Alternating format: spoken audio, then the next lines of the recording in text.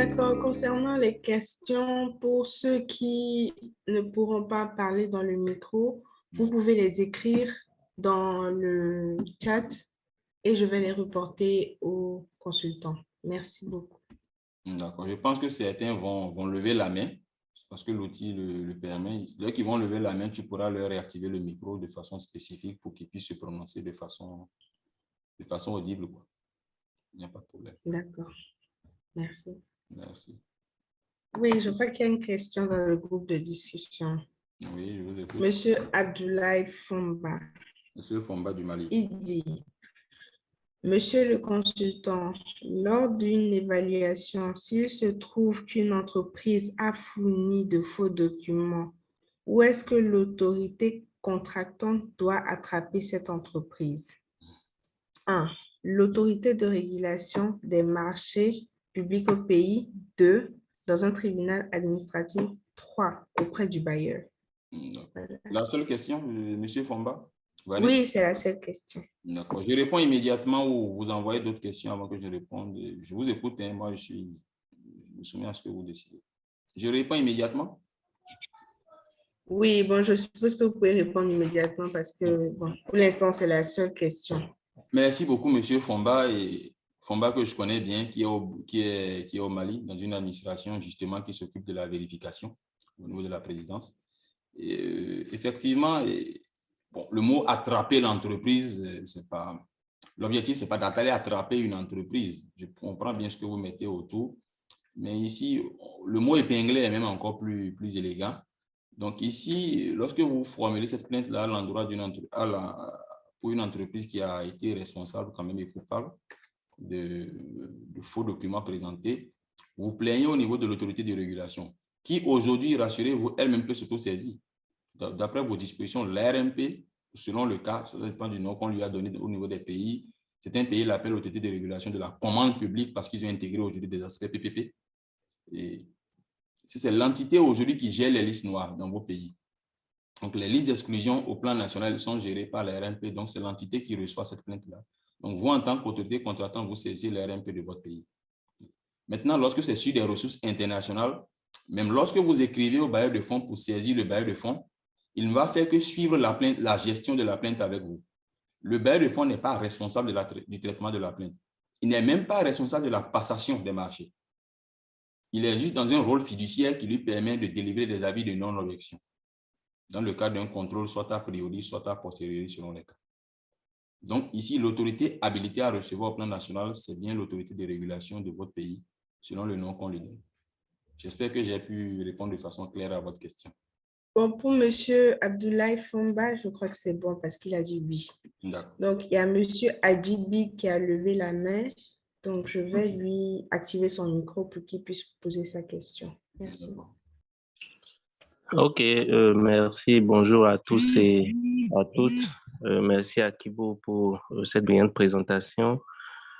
Moi, je suis curieux de savoir, lorsque vous attribuez un marché à une entreprise et que après vous constatez que au niveau de l'entreprise, il y a des irrégularités comme des dossiers, des documents qui ne sont pas certifiés authentiques.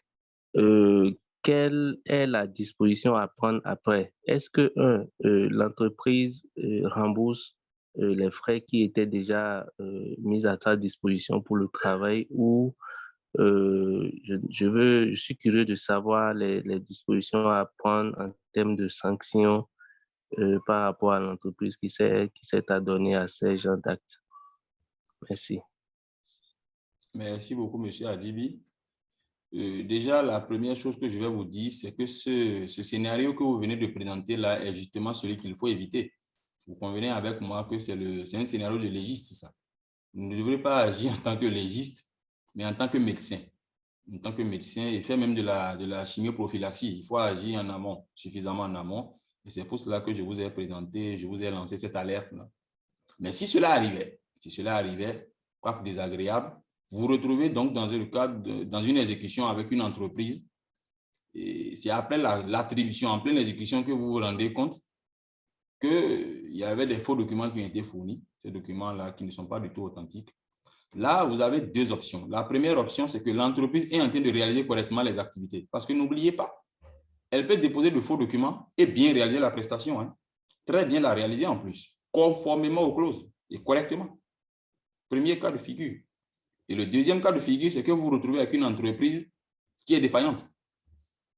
Et ça, c'est la bête noire de tous les acteurs de la chaîne de commande publique. Donc, si vous vous retrouvez avec une entreprise qui a cette entre-griffe, double casquette, cette double pénalité-là, elle est reconnue coupable de faux documents, elle est reconnue coupable d'avoir déposé de faux documents administratifs et qu'elle est en train d'être défaillante, cette entreprise-là, vous allez voir que vous allez devoir automatiquement, au-delà des aspects, des dispositifs d'alerte que vous devez lancer, que ce soit des questions de mise en demeure ou autre, la résiliation du contrat va s'accélérer parce que c'est la seule option possible. Parce qu'il faut limiter les dégâts. Il faut limiter les dégâts à ce niveau. Mais dans l'autre option où c'est en train d'être bien réalisé, convenablement réalisé, la première chose que vous allez déjà faire quand vous en rendez compte, c'est déjà automatiquement d'aggraver le facteur risque. Parce que vous vous retrouvez alors avec une entreprise qui, à tout moment, parce que si une entreprise a été capable de falsifier des documents ou de fournir de faux documents, c'est qu'elle est capable aussi de faire du faux en pleine exécution. Ça va de soi. Donc, vous aggravez le facteur risque et vous suivez maintenant, vous mettez des dispositifs de contrôle nettement plus élevés. Vous aggravez le facteur risque et ça vous permet de suivre l'exécution jusqu'à la fin. Et dès qu'elle finit, parce qu'entre-temps, même avant qu'elle ne finisse, le dossier est déjà à son niveau, elle-même, elle sait à ce niveau-là que c'est plus ou moins le dernier marché qu'elle va gérer sur vos ressources. Donc, lorsque tout ça est fini, automatiquement, elle rentre dans la liste d'exclusion. Parce que lorsque l'exclusion est prononcée, il y a, attention, un délai. Donc, il y a un délai de départ, il y a un délai d'arrivée, c'est-à-dire il y a un délai d'entrée en vigueur de l'exclusion et un délai de fin de l'exclusion. Donc, ici, c'est comme je l'ai dit au début, c'est ce qu'il faut éviter. Ce qu'il faut éviter, c'est pour cela que je vous demande d'être suffisamment prudent et prévoyant pour que vous ne puissiez pas arriver dans ce cas de figure. Voilà. Parce que lorsque vous arrivez dans ce cas de figure, c'est extrêmement complexe. Il faut faire des réattributions. Parfois même, il faut aller mettre les marchés en régie. Et ça, quand vous êtes sur des ressources internationales, le bailleur de fonds accepte difficilement la régie parce que n'oubliez pas que la régie, c'est l'ancêtre même des marchés publics. C'est ce qu'on faisait avant même qu'il y ait marchés publics. Le fait que vous puissiez réaliser les prestations à travers vos propres moyens, les moyens d'autorité contractante. Donc, si vous étiez en mesure de faire ça vous-même, pourquoi vous lancez un marché public? Donc, le bailleur de fonds ne va pas vouloir que vous puissiez aller en régie. Il va vraiment épuiser tous les chemins possibles avant d'accepter d'aller en régie. Et la régie, rassurez-vous, quand même, reste un mode de passation des marchés, tout comme l'appelle l'offre aujourd'hui. La régie est un mode de passation des marchés. Mais ce n'est pas le premier choix du bailleur de fonds. Maintenant, lorsque vous êtes sur des ressources nationales, je suppose que ce sont des classes, des salles de classe qu'on est en train de construire ou des pistes rurales et qu'on est obligé d'aller en régie. On pourrait par exemple le confier au génie militaire ou à une entité nationale, la direction des TP ou autres, qui a des équipements et des moyens matériels humains et technologiques quand même qui permettent d'assurer la pérennité, d'assurer quand même la continuité de la réalisation de l'ouvrage et même sa pérennité. Voilà. Donc, dans tous les cas de figure, ce n'est pas souhaitable, mais si ça arrivait, vous êtes obligé de voir dans quelle direction vous mettre pour pouvoir limiter les dégâts. Mais quel que soit le cas de figure, vous devez intégrer immédiatement le facteur risque, l'aggraver en conséquence et pouvoir prendre les décisions idoines. Merci beaucoup. Ok, merci monsieur. Il y a monsieur Éric Villepreux qui dit « Bonjour à tous, les administrations ont-elles un devoir de due diligence, entre parenthèses, vérification nécessaire ?» Oui, c'est un devoir. Je l'ai dit lors de la présentation, c'est un devoir. Mais parler d'une obligation, c'est la difficulté parce que si vos dispositions ne les mentionnent pas, et c'est justement ce qui nous met dans ce cas de figure aujourd'hui, généralement. Je pense que monsieur, qu'il n'est pas, il est sûrement en Europe actuellement. Donc, selon sa législation, elle est plus évoluée là-bas. Je ne sais pas si c'est en France. Et enfin, vous avez dû voir que tout ce qui est... Les CCA sont vraiment très, très attentives à cela, en France, par exemple, au niveau des CCA. Mais au niveau de notre pays, on n'a pas suffisamment intégré cette disposition de prévoyance, ce qui fait qu'il est même souhaitable que nos futurs causes vraiment puissent aborder de façon sereine la question. Vous imaginez que ce soit une question aujourd'hui qui crée de gros problèmes au marché public, mais qu'on ignore un peu. qu'on ignore un peu, ce qui fait que lorsque ça intervient, chacun gère ça en fait à sa manière. Et c'est ce qui est dangereux. Chacun gère à sa manière. Donc, il y a une obligation, elle est même morale et même administrative de le faire, mais si vos codes ne les abordent pas, comment est-ce que vous allez les aborder? C'est ça la difficulté. Qu'est-ce que vous faites quand ça arrive? C'est muet. Donc, chacun commence par faire en fonction de ce qu'ils auraient souhaité. Et bon, quand beaucoup de gens l'ont fait plusieurs fois et on essaie d'adopter quelque chose de jurisprudentiel, et cela devient quand même une pratique qui n'est toujours pas intégrée aux dispositions légales, mais qui, après une révision, pourrait être intégrée aux dispositions légales. Donc, c'est vraiment pour moi une obligation, à la limite, c'est pour moi quelque chose d'important que chaque acteur, ici, ici, j'interpelle les acteurs de la chaîne de commande publique parce que, n'oubliez pas, vous êtes dans une fonction vraiment tellement compliquée et parfois ingrate, qui fait que lorsque vos dispositions au niveau de vos pays, vos textes réglementaires n'abordent pas une question, et que cette question non abordée là intervenait et vous créez un problème, vous allez quand même répondre à ça. C'est ça la difficulté. Vous n'allez pas aller vous défendre pour dire non, les tests n'ont pas abordé ça, donc on n'en parle pas. Ce n'est pas vrai. Ah non, vous allez répondre. Donc, il faut que vous-même vous trouviez vos outils pour vous dire les tests n'ont pas abordé ça, il faut que je trouve des solutions pour me prémunir. Parce que lorsque ça va arriver, c'est moi, acteur de la chaîne de commande publique, qui vais répondre. Et c'est pour ça que je vous ai interpellé de façon vraiment individuelle et non de façon purement collégiale quoi, au niveau du pays. C'est important. Donc, pour moi, c'est une obligation et ça, il faut le faire systématiquement. Il faut mettre ça dans vos habitudes dès maintenant, même si vos tests ne sont pas prévus. Parce que lorsque ça va intervenir, c'est vous qui allez gérer la casse, comme on le dit. D'accord, merci monsieur. Il y a monsieur Yannick Atolouk-Bohou qui dit « Mais en cas de faux document, l'acte est constitutif d'une infraction pénale, entre parenthèses, faux et usage de faux. Ne devons-nous pas saisir en parallèle de l'ARMP, la juridiction compétente? Quelles actions pouvons-nous mener sur la caution de soumission? » Oui, la première chose déjà, c'est que, ça, vous posez là deux questions, monsieur Atolou. La première, c'est que ce n'est pas exclu, parce que l'ARMP, lorsqu'elle rend sa décision, c'est une décision administrative. L'ARMP n'est pas un tribunal de premier degré. Donc, vous avez le tribunal de première instance qui va rendre sa décision également pour faux usage de faux, que vous saisissez aussi, et qui aujourd'hui aussi peut s'auto-saisir, comme vous le savez.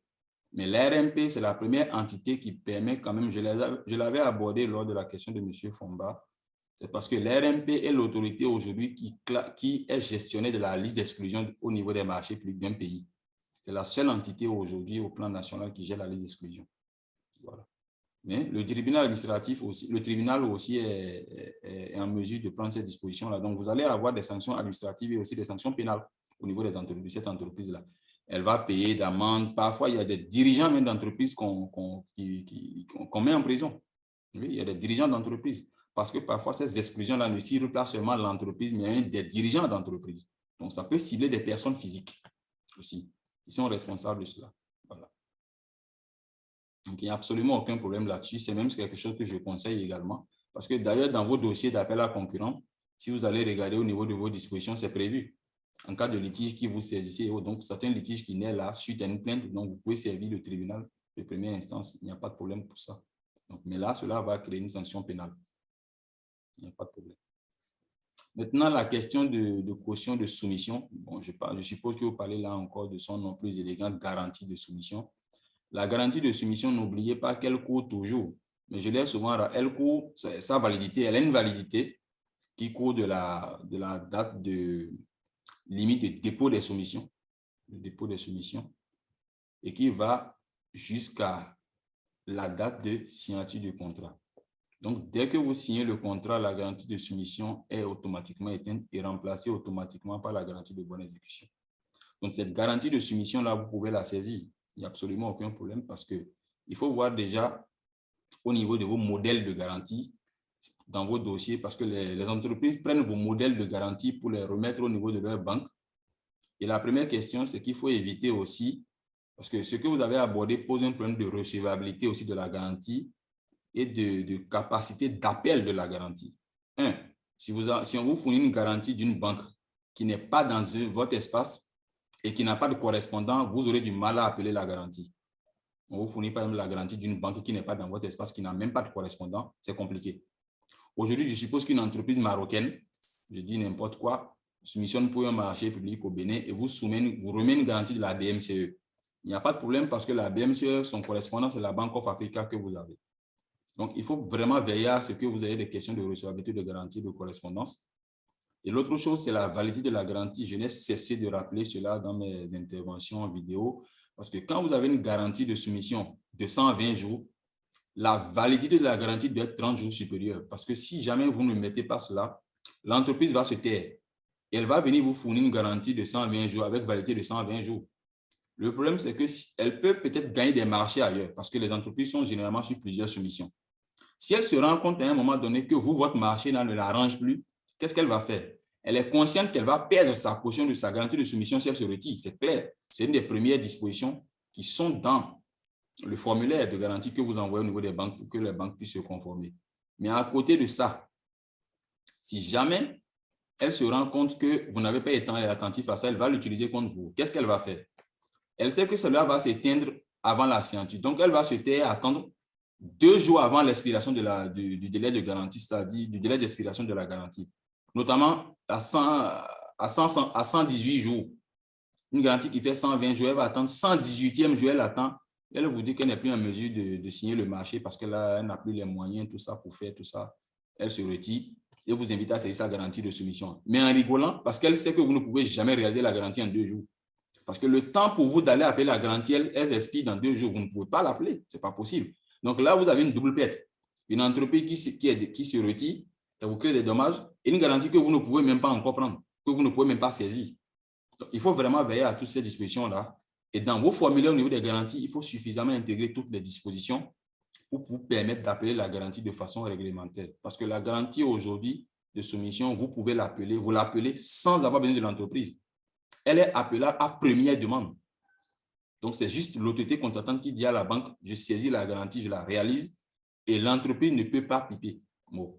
Mais après, les entreprises qui n'ont pas gagné, il faut libérer leur garantie, il faut pouvoir libérer leur garantie parce que cela leur coûte de l'argent au niveau de la banque en termes de délai. Donc, voilà ce que je peux vous dire, monsieur Atolo. Une autre question? Ok, monsieur. Monsieur Guido Frédéric dit, n'est-il pas mieux de procéder aux vérifications des documents avant toute attribution de marché? Si le marché est déjà et l'on constate que les documents fournis par le titulaire, quelle est la conduite à tenir? Je pense que j'ai déjà répondu à cette question-là, sauf erreur de ma part. Je pense qu'à travers la question de M. Adjibi, donc je pense que j'ai répondu déjà à cette question-là. Ok. Il y a une autre question. Qu'est-ce qu'il a posé et qu'entre-temps, il a eu déjà la réponse. Donc voilà. Une autre question, s'il vous plaît. Ok. Une autre question. Bonjour à tous. Dans le cas délai, si au lieu de 10 jours, on passe à 17 jours maxi alors que le code ne le recommande pas, si une entreprise se plaint, ne court-on pas une sanction? Non, la question de monsieur. Bon, il n'y a pas de monsieur. D'accord. Donc, pour celui qui a posé la question, je tiens à rappeler que les délais d'attente, je l'ai dit, c'est au minimum. Maintenant, tout dépend de vos législations parce que les législations sont exagérément prudentes. Je dis exagérément prudentes parce que la prudence est quelque chose de bien. Mais quand vous êtes exagérément prudent, cela peut jouer contre vous. C'est pour ça que vous allez remarquer que dans les codes de passation de nos pays, généralement, ils ont tendance à verrouiller les délais. Et quand vous verrouillez un délai, c'est que vous ne tenez plus compte du contexte. C'est ça le problème. Parce que lorsque les contextes sont différents, 2 marchés de même nature, de même montant, qu'on passe dans 2 conditions différentes, n'ont pas les mêmes contextes. Donc, chaque marché a son contexte et il va falloir que vous puissiez avoir des dispositions qui vous permettent facilement de vous adapter au contexte de chaque marché afin de pouvoir prendre les dispositions. Donc, le fait de verrouiller les délais pour en faire des délais fermes, c'est bon. Il n'y a pas de problème parce que généralement, l'autorité contractante est dans une démarche où elle se dit si jamais je permets certaines choses, les gens vont aller utiliser la borne supérieure. Ils vont utiliser la borne supérieure et nous, on n'a pas suffisamment de temps parce que n'oubliez pas que tout ce délai-là, c'est dans le délai de validité des offres. Ils ne veulent pas que ce délai-là arrive à expiration avant de signer parce qu'ils seront obligés de demander la prorogation avec toutes les conséquences de refus ou pas. Donc, ils ne veulent pas gérer ça. Ils veulent minimiser ce délai. C'est ce qui fait qu'au plan national, vous allez voir que ce délai-là Et aujourd'hui, il a fallu même la directive UEMOA pour contraindre certains pays à aller même à 15 jours, calendaire. Autrement, s'ils avaient eu la latitude, ils auraient même fait moins. Ils auraient fait moins. Donc, à ce niveau-là, bon, il faut voir en fonction du contexte de chaque marché. Mais je reproche cela à vos codes d'être exagérément prudents. Je pense qu'il faut laisser un tout petit peu de flexibilité qui ne va pas forcément permettre aux acteurs de faire de n'importe quoi. Parce que certains disent que si jamais on laisse un peu ça, ce qui se fait dans les directives internationales, si on transpose ça à 100%, sur certains plans, on est foutu au plan national parce que les gens vont faire de n'importe quoi. Mais ce que vous nous oubliez, c'est que même à vos dispositions, là, ils contournent ça, ils font de n'importe quoi. Quelqu'un m'a dit l'autre fois, il dit, attends, les marchés publics, au moins quand on est dans un appel d'offres, on est sûr que c'est bon. Je dis, mais tu te fous le doigt dans l'œil. Parce qu'une étude a prouvé récemment de la BAD, je pense que c'est disponible, que près de 80% des pratiques frauduleuses en marché public ont lieu sur les appels d'offres. La quasi-totalité des fraudes, des pratiques frauduleuses qu'on observe en marché public, c'est sur les appels d'offres. C'est très rare d'avoir aujourd'hui même de la fraude sur un marché de gré à gré. Parce qu'il est suffisamment suivi et encadré que c'est compliqué de frauder sur un marché de gré à gré. C'est très compliqué. Mais sur un marché, sur un appel d'offres, c'est encore plus facile pour les gens de frauder. Parce qu'ils trouvent des dispositions et contourner. Donc, tout dépend de vos législations. C'est un peu comme au Bénin, lorsqu'ils ont verrouillé la garantie de soumission à 1% en termes de valeur estimée, 1% de montant en taxes. Le problème, vous ne verrez jamais ça dans une directive internationale. Ils ne vont jamais verrouiller parce qu'ils sont conscients que cela va s'adapter à chaque marché. Donc, ils vont être très prudents. Et vous allez voir qu'au Bénin, lorsque par exemple, vous avez un facteur risque que vous intégrez pour une entreprise, vous ne pouvez pas utiliser la garantie, vous ne pouvez pas relever le niveau de la garantie pour vous couvrir. Pourtant, c'est un levier, un des premiers leviers qu'on utilise pour se couvrir. Parce qu'une garantie est toujours là. Le mot garantie fait appel au mot risque. Une garantie est toujours là pour couvrir un risque associé. Donc, si vous avez un risque, vous ne pouvez même pas utiliser la garantie pour vous couvrir. Parce que vous avez votre législation, vous verrouillez à 1% du montant hors taxe. Vous ne pouvez pas aller au-delà. Vous ne pouvez pas aller au-delà alors que vous aurez bien voulu vous couvrir en allant à 5% ou autre. C'est pour ça que vous allez voir que, par exemple, pour les entreprises naissantes, avant, on demandait des garanties un peu plus élevées que les entreprises qui ont déjà de l'expérience et autres. Tout ça, c'est des risques qu'on essaie de couvrir. Mais aujourd'hui, quand vous le verrouillez comme ça, ce n'est pas mauvais. Je ne dis pas que c'est mauvais, mais je le critique, moi, parce que cela peut, dans certains cas, vous mettre ce que j'appelle une camisole de force. C'est en fait ça le problème.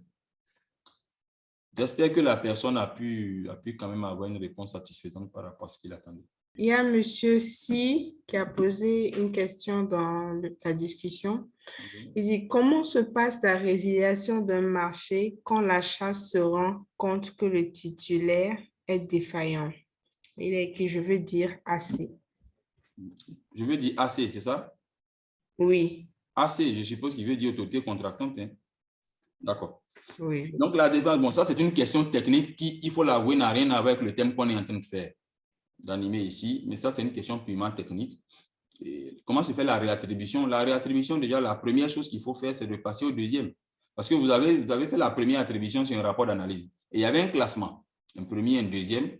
Et c'est en fonction. Si vous avez fait selon l'offre la moins disante, c'est que le deuxième est plus cher que le premier. Donc, si vous réattribuez au deuxième, n'oubliez pas que vous payez plus cher.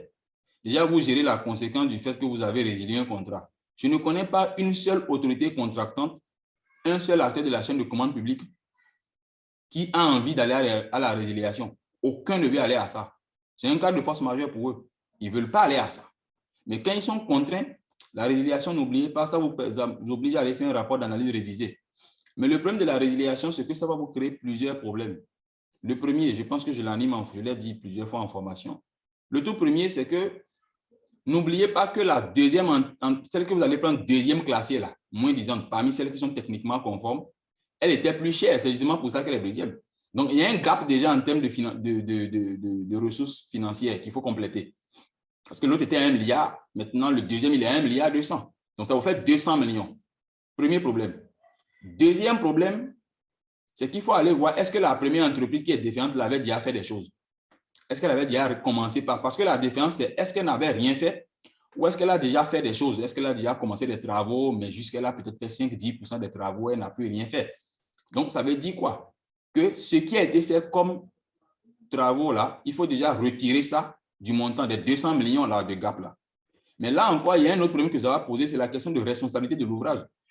Parce que je ne vois pas une entreprise, même vous, dans votre gestion domestique des infrastructures, pour parler dans votre maison, vous êtes sûr que si vous appelez un maçon et vous faites la fondation, et qu'il est défaillant, vous le renvoyez, vous appelez un autre maçon et vous lui demandez de lever les murs, de faire la finition, vous êtes sûr qu'il va accepter? Si demain la maison s'écroule, l'autre va dire, mais c'est à cause de la fondation mal faite. L'autre va dire, non, c'est les murs qui ont été mal montés. Donc, ça pose une question de responsabilité de l'ouvrage également. C'est pour ça que d'autres disent, c'est hors de question, vous me rasez tout et je reprends. Je ne veux pas endosser des responsabilités de ce que notre entreprise a fait. Je ne veux pas de problème pour que demain, cela puisse être moi qui endosse. Donc, ça pose une question de responsabilité.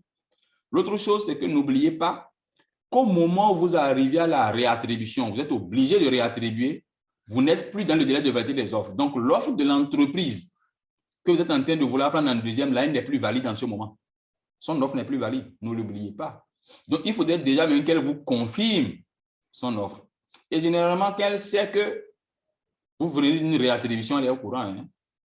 Elle va vous fatiguer un peu. Donc, parce qu'elle sait que vous n'avez même pas vous-même envie d'aller au troisième qui est encore plus cher, qui est peut-être à 1,5 milliard. Donc, il y a toutes ces dispositions-là qui font que la réattribution, ce n'est pas quelque chose d'aisé.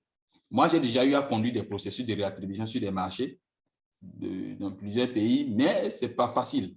Tant pour l'autorité contractante que pour même le bailleur aussi qui finance, hein, si c'est sur des ressources internationales, ce n'est pas facile. Donc, il faut aller voir des questions, il faut aller questionner des questions de garantie, de responsabilité de l'ouvrage, beaucoup de choses également. Et c'est encore plus compliqué parce que quand vous résiliez, le temps de réattribuer, n'oubliez pas que le délai initial donné à l'entreprise n'est plus respecté. Si c'était 6 mois de délai d'exécution, si vous êtes arrivé à une résiliation, n'oubliez pas que si vous réattribuez, tout le temps qu'il faudra pour faire l'ouvrage maintenant, même avec la réattribution, si tout se passe très bien, ne fera plus 6 mois, on est d'accord, ça fera peut-être 8 mois. Ça fera peut-être 8 mois, ça fera peut-être 9 mois. Mais s'il y a un contrôle surveillance qui est adossé à ces travaux-là, vous avez des travaux qui font initialement 6 mois et un contrôle surveillance qui était sur 8 mois. Mais maintenant, vous passez à 8 mois pour les travaux. Si le contrôle passe à 10 mois, qui va payer les 2 mois supplémentaires du contrôle? Parce que, attention, le contrôle surveillance, c'est au temps passé. Mais qui lui paye ces 10 mois pour faire la mission de contrôle? Donc, il faut aller appliquer des pénalités de retard. Il faut aller voir les rubriques imprévues. Il y a beaucoup de leviers financiers qu'il faut aller toucher. Donc, vous voyez que c'est suffisamment complexe et vraiment, il ne faut pas arriver là parce que vous allez vraiment toucher beaucoup de leviers pour pouvoir réussir à poursuivre le processus de façon sereine. Ce n'est pas l'objet, ce n'est pas en droite ligne avec ce que nous sommes en train de faire, la gestion des plaintes. Donc, je ne pourrais pas peut-être aller en profondeur et tout ça, c'est en formation que nous l'animons. Ok, oui, il y a une question de M. Abdoulaye Fomba. Il demande, Monsieur le consultant, généralement, l'autorité contractante publie les avis d'appel à concurrence après l'anneau de l'organe chargé du contrôle a priori et en cas de plainte. Pourquoi cet organe n'est pas interpellé? Et après, il demande encore pourquoi c'est l'AC seulement qui est interpellé. Oui, je l'ai dit pourtant. Monsieur Fomba, que j'ai eu le plaisir d'ailleurs d'avoir en formation déjà depuis Bamako un temps. Et la première chose, elle n'est pas interpellée parce que, elle a été claire dans son rôle. Pardon, que ce soit un rôle national, notamment vous avez les directions nationales de contrôle des marchés ou des bailleurs de fonds selon les cas. Elle a un rôle fiduciaire, c'est ce que j'ai dit au début. Elle n'est pas responsable de la passation. Non. Pardon. Et d'ailleurs, n'oubliez pas, si vous regardez les avis de non-objection, vous allez voir qu'il y a une phrase qu'ils ont tendance à augmenter. Même quand ils n'augmentent pas cette phrase-là, c'est une phrase qui est déjà dans l'accord juridique, donc qui s'impose pour tous les marchés. Et cette phrase-là, parfois, quand ils veulent vous rappeler, c'est qu'ils vous disent on vous délivre l'avis de non-objection sur tant, point de délai d'exécution de temps ou temps pour telle entreprise et tout le reste, on vous dit ça. Mais on dit, toutefois, si un contrôle, un audit ou une inspection venait révéler qu'il y a un aspect qui n'est pas conforme, qui n'a pas été respecté lors de la passation des marchés, ça peut être un document administratif ou tout le reste, cet avis de non-objection est automatiquement remis en cause. Ils augmentent souvent cette partie-là. Et quand vous ne le voyez pas, n'oubliez pas que c'est dans les documents déjà signés. Hein, et ça va s'appliquer. Donc, il n'est pas responsable de la passation, donc vous ne pouvez pas le sanctionner. Le bailleur de fonds ne peut pas. Il a regardé, il a marqué son avis de non-objection sur la base de ce que vous lui avez fourni. Donc, c'est vous qui lui avez dit que tout ça est bon. Parce que n'oubliez pas, quand vous envoyez un avis de non-objection, c'est avec une recommandation. Vous demandez au bailleur de fonds de bien vouloir marquer son avis de non-objection. Vous n'envoyez pas pour dire au bailleur de fonds, j'ai vu du faux sur le dossier, marque ton objection. Non, vous dites, j'ai regardé. C'est parce que vous avez regardé, c'est bon que vous lui envoyez pour lui dire, toi aussi, regarde pour marquer ton avis de non-objection. Donc, il estime que vous avez regardé, vous avez dit que c'est bon. C'est pour ça que vous lui avez envoyé. Donc, lui se base sur les informations que vous lui donnez. Et si demain quelque chose est faux, c'est vous qui avez un dossier. C'est pour ça que c'est le cas. Donc, ils sont dans un rôle fiduciaire, ne l'oubliez pas. Ils ne sont pas responsables de la passation. Donc, ils ne pourraient pas être responsables de tous les aspects de la passation. Mais ils vont suivre la plainte avec vous, ils vont vous aider à traiter la plainte de façon convenable. Mais l'autorité contractante, même en tant que telle, n'est pas systématiquement sanctionnée. On ne sanctionne pas l'autorité elle-même, on sanctionne peut-être des cadres. Donc, on ne va pas aller sanctionner un ministère, non, on va sanctionner peut-être une PRMP, une TCMP ou autre, voilà. Quand on se rend compte qu'ils ont été quand même complices ou coupables ou co-coupables de ces infractions-là. Vanessa, on va essayer de tenir dans le temps parce que là... Oui, mais il y a une dernière question. Monsieur Si demande c'est quoi GBE? GBE. Oui. Ça, j'aurais du mal à le dire, ce que ça veut dire. Hein. Je pense que si vous tapez GBE sur Google, vous allez avoir énormément de définitions. Hein. Parce que j'ai du mal. S'il peut nous situer le contexte, on va peut-être patienter qu'il écrive. S'il peut nous situer le contexte de GBE. Oh, OK. Il a écrit garantie de bonne exécution. Ah, d'accord, voilà. Qu'il a déjà la garantie de bonne exécution, c'est une garantie qui court, comme je l'ai dit, qui vient remplacer la garantie de soumission et qui court, elle, de la date de signature du marché jusqu'à quand? Jusqu'à la date, ça dépend des marchés, soit jusqu'à la date de réception, jusqu'à la réception définitive ou réception provisoire. Parce que si c'est à la réception provisoire, généralement pour les ouvrages, et quand le facteur risque est intégré, la garantie s'arrête à la réception provisoire. Pourquoi? Parce qu'il y a, si c'est une retenue de garantie qui a été appliquée, ça veut dire qu'il y a un 5% encore qu'on ne vous a pas payé. Et ce montant-là va servir de garantie pour couvrir l'autorité contractante au cas où vous refusez de faire face aux corrections de l'ouvrage. Parce que lorsqu'on fait la garantie, lorsqu'on fait la livraison, pardon, la réception provisoire, c'est pour pouvoir émettre des réserves qui seront levées afin de pouvoir prononcer la réception définitive. Donc, entre la réception provisoire définitive, cette garantie aussi est là. D'autres même l'appellent garantie de bonne fin d'exécution. Ça dépend de comment c'est structuré dans votre dossier d'appel à concurrence. Parfois, ce sont des retenues de garantie tout simplement. Donc, ce montant-là est toujours là. Généralement, c'est autour de 5% qui vous permet de dire, attention, si je lui dis que, par exemple, ici, il a mal fait, ici, il n'a pas fait conformément à ce qu'on a prévu, et qu'il se défile, qu'il refuse de régler, j'ai un 5% que je n'ai pas encore payé, que je saisis pour pouvoir réaliser ça. Donc, n'oubliez pas que toute garantie est là pour couvrir. Donc, il y a plusieurs formes de garantie. Hein. Celle qui est là aussi pour les avances de démarrage, de restitution d'avance de démarrage, il y a plusieurs formes de garantie. Mais celle de bonne exécution, c'est à ça que cela sert. Elle permet de couvrir quand même l'emprunteur face au risque de malfaçon et autres pendant l'exécution du marché. Voilà. Je pense que c'était la dernière question, c'est ça? Oui, c'était la dernière question. D'accord, donc je vais remercier tous les participants de leur attention, les inviter encore une fois à continuer avec nous sur les autres programmes. Allez sur le site web, vous allez voir tous les webinaires que nous allons organiser jusqu'en décembre. Tout est déjà planifié, vous pouvez vous inscrire pour tout. Vous allez recevoir les mails et pouvoir vous inscrire le moment venu. Vous avez les codes de connexion que vous recevez qui vous ont d'ailleurs permis d'être là. Et n'hésitez pas aussi à voir les programmes que nous organisons, certification, aussi international, les formations en ligne dont on a parlé ici, beaucoup plus souple. Il faut évidemment faire des formations avant d'aller aux certifications parce que nos certifications, il y a des niveaux qui sont exigés. Parce que quand vous n'avez pas le niveau requis pour rentrer dans la certification, on ne vous accepte pas. Donc, vous avez aussi des formations que nous organisons qui sont hybridées. Je pense que le mois prochain, on sera à Istanbul, en Turquie. Et après ça, on retourne à Dubaï, aux Émirats Arabes Unis. Donc, ces formations-là sont des formations hybrides. Vous pouvez participer en ligne de vos pays respectifs. Pour toutes nos formations, c'est comme ça que cela se passe. Ça a permis à plusieurs, même d'ailleurs ici, que je vois, de participer à nos formations lorsqu'on était à Dubaï, à Istanbul et dans plusieurs pays. Donc, c'est toujours hybridé. Le mode online est toujours dans tout ce que nous faisons. Donc, allez visiter cela sur la page du site Pass Consulting, la rubrique Agenda. Et vous allez voir tous les événements programmés. Allez vous inscrire et une équipe prendra contact avec vous de façon sereine pour répondre à vos questions. Merci. Vanessa? Ok, merci, M. Akibou, pour votre intervention. Merci à tous les participants d'avoir participé, d'avoir posé des questions et merci aussi pour votre présence. Merci beaucoup et à très bientôt. Espérons vous retrouver en ligne pour d'autres À programmes. très bientôt. Merci. Ouais.